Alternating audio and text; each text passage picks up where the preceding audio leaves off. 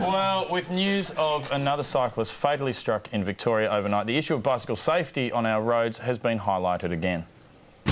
It's the modern showdown happening on our roads every day. Cyclists versus motorists. He was hit and thrown from his bicycle. Hospitalised by just one punch after confronting him on one of Melbourne's most popular cycling stretches. Road safety groups say motorists simply must keep their cool.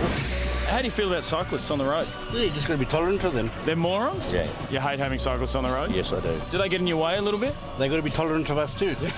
Oh, they're not too bad. They give you the shits when they get too close to you and obviously try and cut you off in intersections like this. What do you think of the idea of them having to pay registration like you do? They should. Yeah, well, I ain't got a bike, so I reckon it's a good idea. Bicycle registration may seem like a radical idea, but it's a concept that's receiving growing support within the community.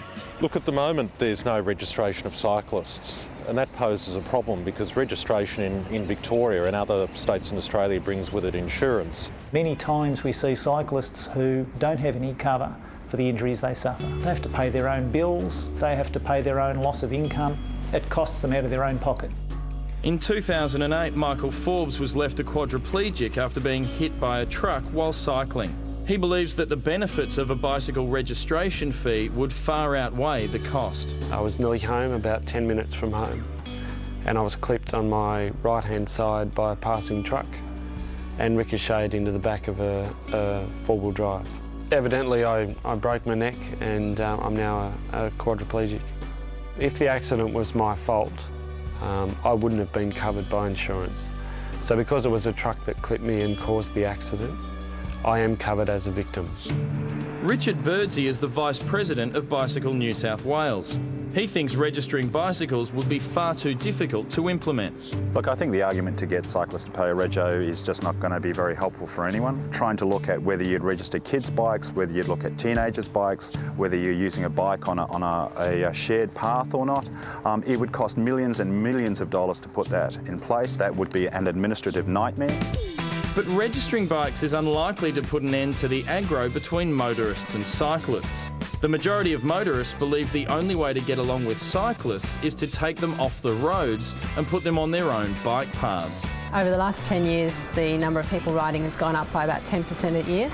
And in the last year, it appears to have jumped by about 20%. So it's more and more important to do something to provide for those people. Town planners like Fiona Campbell want to make cities around Australia more cycle-friendly.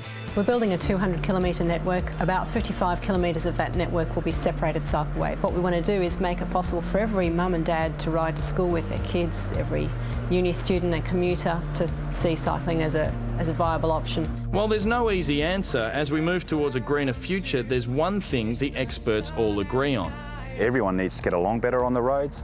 We don't have to love each other on the roads, but we need to be good neighbours. There has to be an acknowledgement by everyone that the road is there for all and to be shared by all. As we move forward, cycling will become a bigger part of our lives, and we need to sort out a way as a culture to respect what cyclists are doing. Now, Charlie, you're such a big lycra-clad cycling enthusiast. Yes. You're actually a ride-to-work ambassador. Yep, for ride to work. Well, right. do you believe that the bike should be registered? Yeah, I've got no problem with it, because with registration comes rights and responsibilities, and that way if we pay a rego, and it wouldn't be a lot, it'd be $15, $20, something like that, that means we can demand more bike paths. Yeah, we can demand that whinges. You can whinge like every motorist then if you're paying rego. Yeah, that's exactly what we aspire Whinge to be, and Steve. complain. Yeah.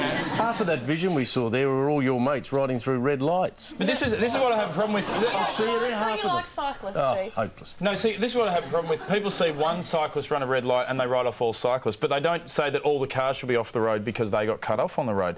There's laws against running a red light. I accidentally ran a red light once and I paid $350 fine for it. You should. There's laws already to cover that. Absolutely. Like but I your think truck didn't run you over. But the fact is, as we saw in the headlines tonight and in that story, the consequences when a car does not respect a bike on the road are very grave indeed. More cycling lanes, that's what I say, and yes. I think there should be... I don't know, I agree with you. I think there should also be a registration for wearing lycra, because I find that offensive. Yep, that demeans the debate. After the break, the very funny...